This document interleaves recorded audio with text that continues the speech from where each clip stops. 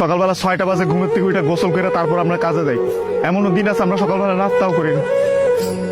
রাতের 8টার পরে আসি কাজ থেকে, আইসা যে খানা খামো ওই শক্তিটাও থাকে না, সেখানে আমাদেরকে রান্না করে তারপর খাইতে হয়।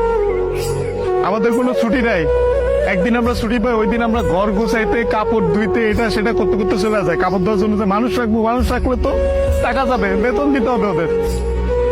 ওই টাকাটা বাসায় আপনাদেরকে পাঠাই, তারপর ওইটা দিয়ে আপনারা ফুটা নিবেন। আর এই যে ইস্ত্রি করা, এই যে ভাজালা কাপড় বেরা ঘুরেন, আর এই যে কাপড়, আমরা কাপড় পরতে পারি না ওইখানে। এই যে এখানে দেখেন না ভালো ভালো কাপড় পরে ঘুরতেছি, এটা খালি আব্বা আম্মা আত্মীয় স্বজন দেখে ভাবে যে পোলা অনেক সুখে আছে।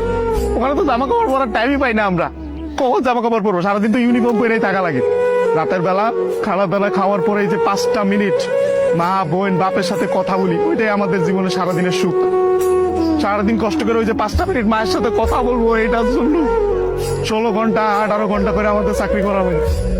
বুঝবেন না আমাদের কষ্ট।